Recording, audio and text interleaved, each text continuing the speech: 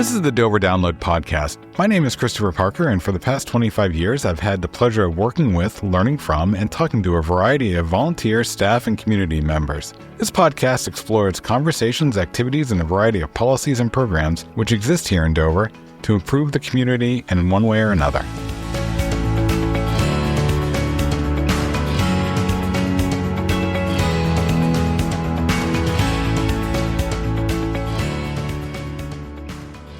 On this episode of the Dover Download Podcast, we are going to continue our deep dive into nonprofits around the community that help make Dover the community it is. We're going to hear from the Dover Children's Home today, and I'm joined by Lauren Petraitis, who is the Director of Development. Lauren, welcome. Thank you so much. Happy to be here. Happy to have you here. So I grew up in Dover, and the jargon at the time, the term at the time was that the children's home was the orphanage. Mm-hmm. Do we not use that term? Is it not accurate? Tell us, what should we really think of the children's home as? Yeah, that's a really good question. So it's wonderful because we have such a rich history. So we are now 133 years that we've been around, which is very exciting. But it did in 1893 when it was incorporated, and it really started the year before that, it was an orphanage. So at the time, a lot of children were displaced from the war and things like that. So a group of 13 women got together from the Women's Christian Temperance Union. And so they essentially said, we need to look out for the welfare of these children. And then it evolved from there. So it is still, a safe, space, a home-like environment, but we refer to it more as a residential program for youth. And we really believe in kind of getting away from the institutional feel of that. So we call it a residential program, but really it is still like a safe space and a home for youth who might need that safe place. And how many youth are you assisting right now? Yeah, so very different from the 1920s, which at one point there were more than 60 kids in the home, with just 2 house mothers, which blows my mind. But right now we have 2 different programs. So we have the main house program, and we can have youth anywhere between the ages of 10 all the way up to their 21st birthday in the main house. And so we can have 12 youth in that program. And then we have our independent living program, which is still on site. It's just behind the building. And that is for youth ages 18 up to their 21st birthday, and we can have 4 youth in that program. So, yeah. So we got the basics underway. Mm-hmm. Not an orphanage. It's the residential program with youth between 10 and 21. Mm-hmm. How did you get involved? How did you become the Director of Development for the home? Yeah. Funny enough, I was a high school teacher. So I taught English at Sanborn Regional High School for 6 years. And at the time, I ended up kind of finding my way to youth, kind of a specific group of youth who had experienced significant trauma. And because of that, it had impacted kind of the way that they learn and how they show up in the classroom and behaviors. So I was kind of like the program was called Home Base. So I was the home base English teacher, and I loved working with that group of kids. And I wanted to understand how I could help support, because unfortunately, a lot of educators kind of felt like that wasn't their job, or they were unwilling to understand. So I went to a Dover Children's Home Bowl-a-thon to volunteer. And essentially, a former executive director had kind of just said, hey, you have really great people skills. We're looking into this position. And I had said, I don't have much experience. And she's like, that's okay. I can teach you that. I can't teach you how to interact with people. And so for me, it seemed like I had looked into kind of leaving teaching, though I always will love it. It's always in my heart. But I wanted to help kind of this specific group of youth who had this background with, coming from a hard place and trauma. But I wanted to do it from a different angle that wasn't as youth-facing and that was involving the community. So it was kind of perfect. That's really cool. Mm-hmm. So your day-to-day role is helping to support the mission through fundraising and community outreach. Yeah. Which is why you're here. Yeah. That's a really good way to sum it up. Yeah. So, fundraising could be anywhere from running our fundraising events, finding grants, talking to individual donors, securing donations, sponsorships, things like that. And also just getting there's kind of the big picture, and then there's the smaller picture, which is like making sure the kids have what they need, right? Like needed items. Or if a kid really wants to try horseback riding, like finding someone in the community who'd be willing to provide that. That would obviously be more of an in-kind donation because we are a nonprofit. And it's a really awesome reciprocal relationship because the kids get their needs met and they get connected to these amazing people in the community. And then the people find these connections with the youth and they feel very, like they're doing something that's making a real difference. So it's really beautiful to see. So as a nonprofit, I'm going to gather that there is a volunteer board of directors that helps guide the mission. Yes. How many people are on that board? 11. Yep. And then we have a board of trustees as well. What's the difference? So the trustees oversee kind of the financial wealth of Dover and the welfare in that way. So they focus specifically on finances versus the board, that's part of it, but it's more like we have different committees. We have personnel committee, we have safety committee, development committee. So kind of people that choose all these different areas. We recently created an expansion community because we're looking to kind of expand services. We don't know what that looks like yet, but we're looking to diversify the services that we offer. So, and the youth that come to the home, are they explicitly Dover residents or is it a regional program at this point? Yeah, so any youth from the state of New Hampshire. Okay. Yep, so we've had youth kind of from all different areas. And yeah, the really cool thing, and we have all these different domains of treatment, one of them being education. And as a former educator, I feel very strongly about this, but I think it's really amazing. We have options for youth to either stay at the school that they came from, and usually the state will offer transportation, which is incredible. Yeah. Because we know that, if they're leaving their home, no matter what the environment was, that's a huge change, right? That's a traumatic thing all by itself. And so coming into our care, we have to build that trust with them. And so if they can have that, part of their roots that's still built in, that's familiar, the people they know, we want them to keep that if they want to. Or they can choose to go to school in the community here. I think that's really cool. So you mentioned that in 1920 there were 2 house mothers. I presume there's more than 2 people providing support today? Yes. Yep. So we have a team of about 25 at this point. Yes, many more, right? And so we have, we are staffed 24/7. So we have awake overnight counselors. And then we obviously have our directors team. We have a team below that that's our managers. We have a coordination team. So we've really kind of tried to build a very supportive system over the years so that really nothing falls through the cracks, right? That we're overseeing all those domains of treatment and that all of those things are supported by a staff. So I like logistics. I like systems. So I keep thinking as you're explaining, I'm like, well, what about this? And what about that? And one that just jumped in my head and somewhat because of your background as an educator, I have a son, and when he was of the right age, he went to school during the day. And you just mentioned that the kids have the option to go to the community they're from or the Dover community here. So I remember the struggle of finding a summer camp for my kid and things like that. Yeah. You have that much more exponentially. Do you essentially provide your own type of summer activities, or do you try to get them out into a more social community?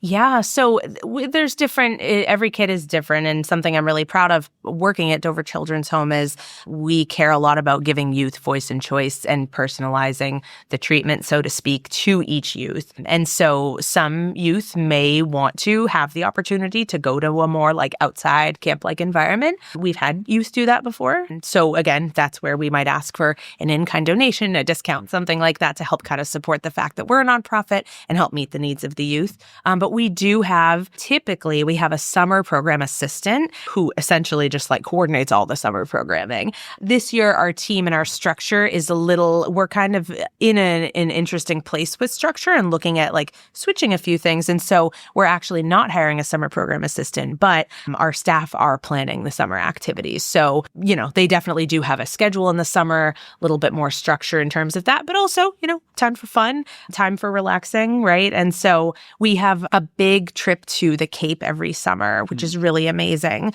So we have kind of a bunch of things going on in the summer, but it's structured and, we try to kind of create that environment. And this year we're just doing it with the staff we have, not a summer program assistant. So with the staff you have, do you essentially pack everything up and go to the Cape, all 25 staff as well? Or is it more of a pared down Yeah, pared down. So we are I'm just trying to think how you get lodging on the Cape. no. And so we the kids alone, that's a lot of lodging. Yes, there's a specific house that, through DCYF, it is offered to nonprofits. Oh, and nice. so we're able to utilize that, which is amazing. It's incredible. We're very lucky to have that opportunity. But we do tend to rotate the staff. So it's like these days, these staff are going to be here. These are the awake overnight people. So it is a whole scheduling thing that I am not part of, but I really commend parts of our manager team who oversee that and plan that. It's something.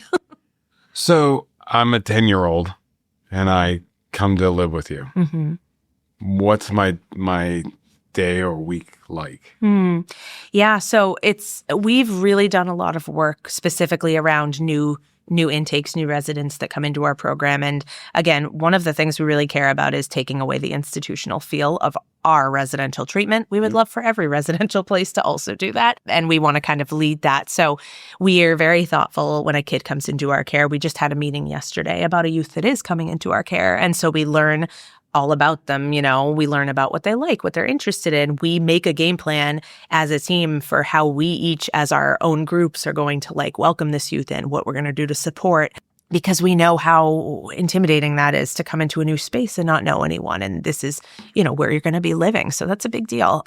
So we, make it really special in terms of we have a room for them that has, their favorite color comforter on it already on their bed. We have, things that they like on their walls. So we try to really set it up so that it's not just a blank slate in the sense that they can decorate how they want, but also to try to have a few things here to say we know you, and this is your space, and we care about that. So when a youth first comes, there's a lot of logistics talking about, another tour, kind of meeting some of us. Another thing that we're going to be doing is having little bios on our doors with our picture and just some fun things about us as people, not just about as people who work there. But, I really love nature. I love going for walks, so that they will meet us, but then on their own time, they can kind of approach and learn about us that way. Yep. So we have a model of care. It's called trust-based relational intervention.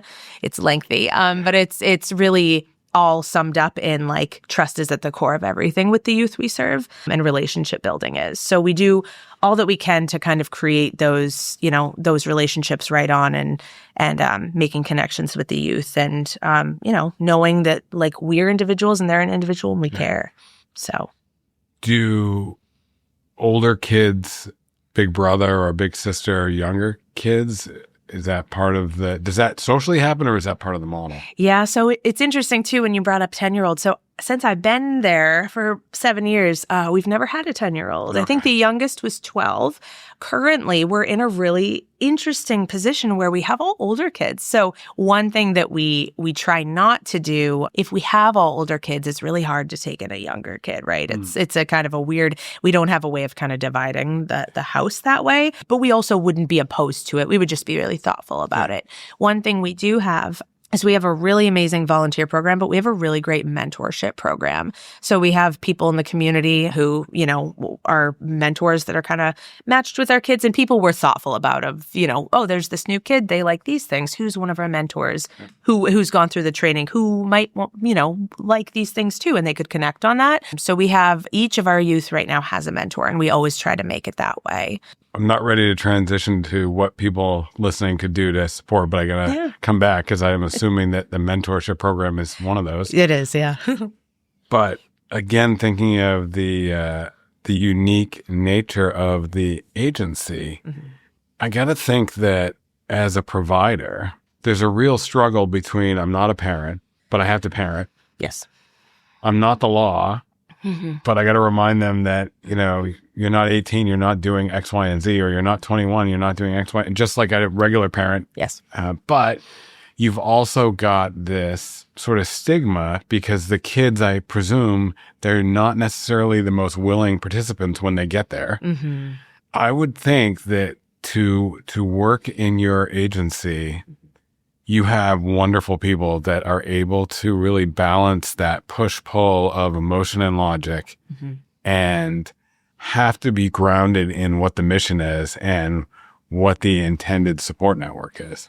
Yeah, absolutely. We remind ourselves, we always talk about our why, right? Like, what's your why? We talk about it with our volunteers, but we talk about it with our team, and we always remind each other of it. We talk about it with our board because we know that that is what grounds us and keeps us, in this work. And it can be difficult work. And it can be really incredible work too. So our team is I can't say enough about them. They're just amazing. And they do have, I would use the word boundaries, right? Yeah. Boundaries are something that is so important in this work because yes, we are that, we are their home, right? In many ways. And we are kind of these parental figures in many ways. And these, we are these mentors to them.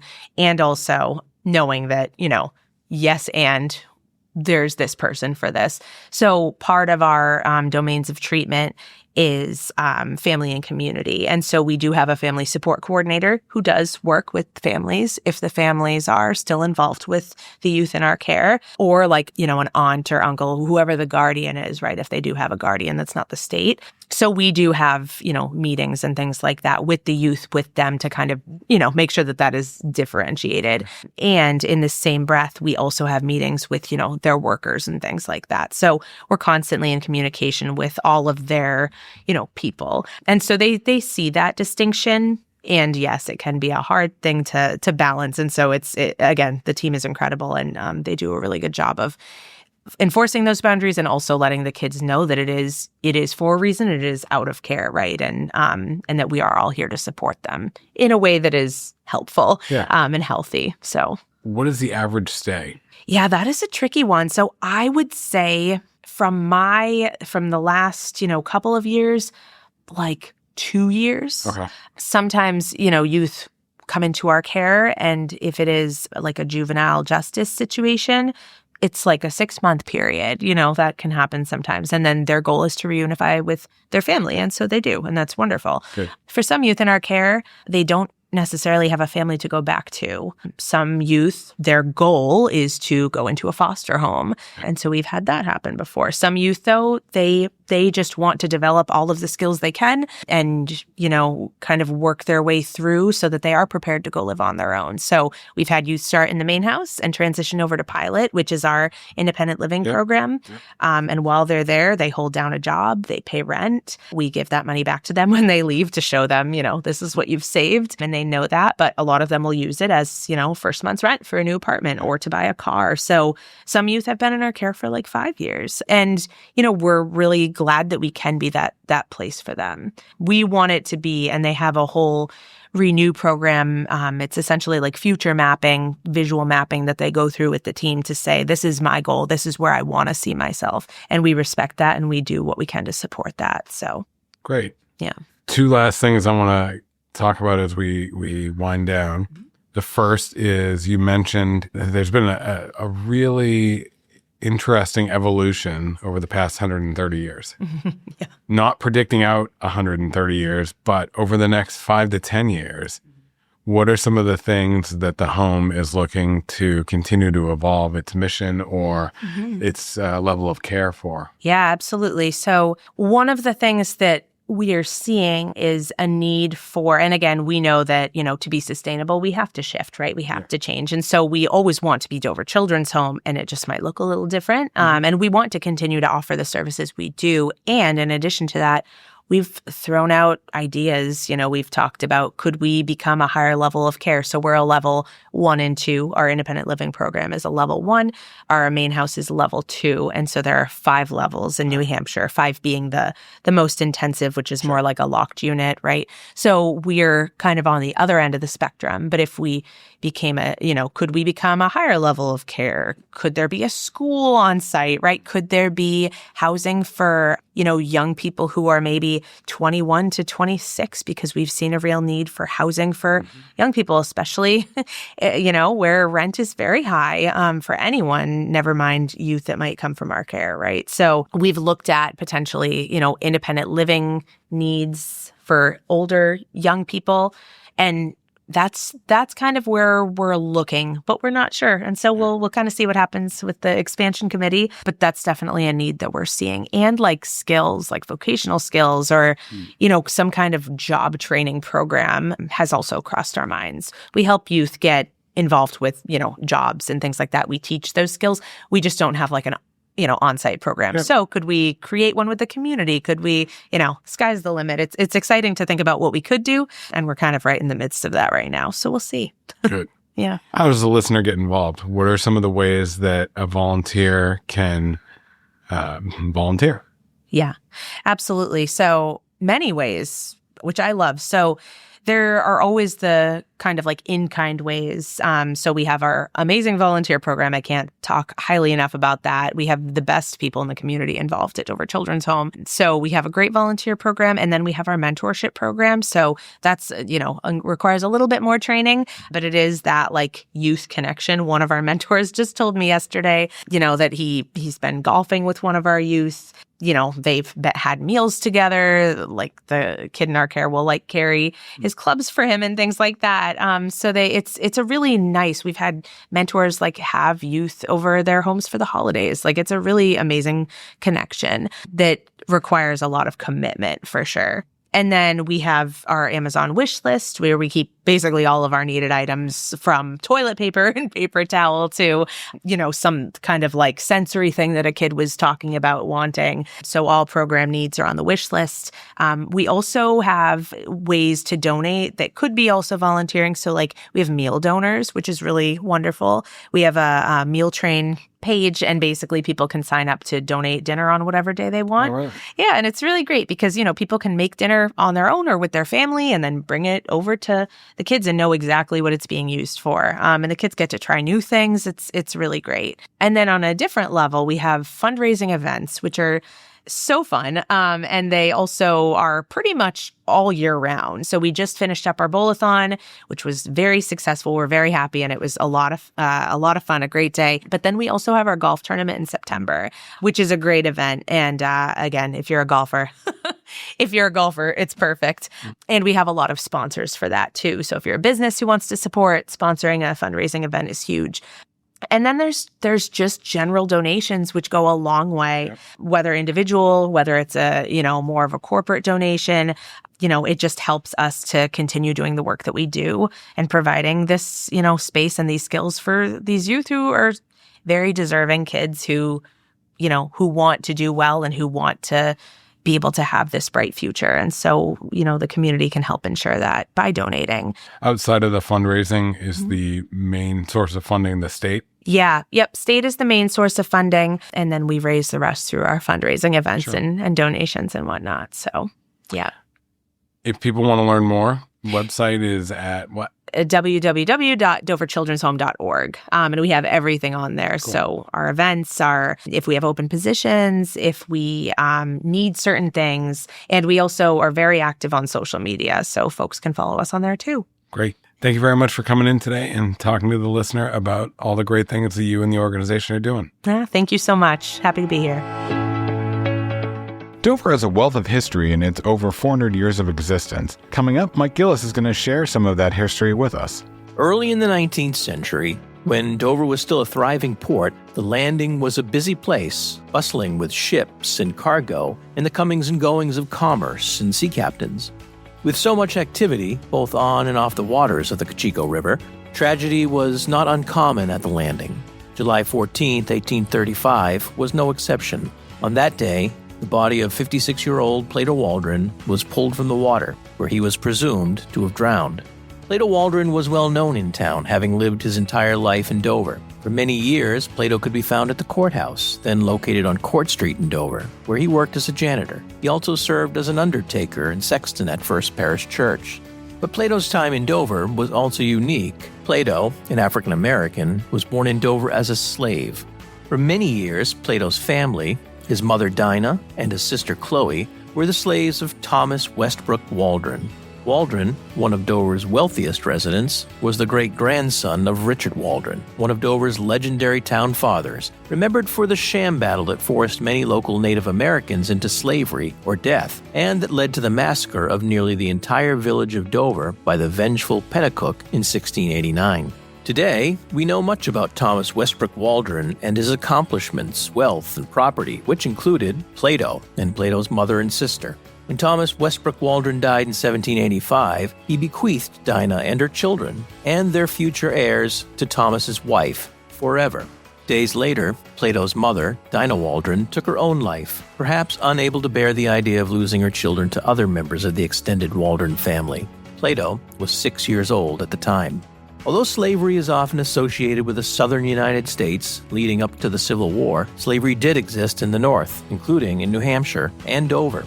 It's not known for certain how many slaves lived in Dover in its earlier years. There are accounts of slave owners and slaves in Dover throughout the 1700s, and in the census of 1775, 26, quote, slaves for life, unquote, were recorded in Dover. In the 1790 census, Dover reported 8 slaves and 6 slave owners. Dover, though, did produce some of the most vocal abolitionists in New Hampshire and even the nation, including Senator John Parker Hale, who spent his career advocating for the abolition of slavery and was the first U.S. senator with an openly anti-slavery platform. Also active in Dover was the Morning Star, an anti-slavery newspaper published by the Free Will Baptists beginning in the 1830s. The newspaper's vociferous campaign to end slavery continued until the end of the Civil War. In 1841, Dover was the first New Hampshire community visited by Frederick Douglass, the nation's most famous black abolitionist. And Dover's residents formed no less than 3 anti-slavery societies, all of which were active in petitioning elected officials to end slavery. It's unclear when Plato was officially given his freedom, but it's likely to have happened after the New Hampshire legislature removed slaves from the tax rolls in 1789. And even once Plato was finally free, slavery was not yet abolished in New Hampshire, where slaves continued to be counted in the census off and on until 1840. The New Hampshire legislature passed an act in 1857 that stated no person should be disqualified as a resident of the state, which likely served as the official end of slavery in New Hampshire. There was some momentum by then to right the wrongs, and by 1860, New Hampshire was one of only 5 states that allowed African Americans to vote. Still, it's unfortunate that we know so little about Plato Waldron, and even less about his mother and sister. We know Plato was married twice, in 1810 and again in 1834, the year before he died.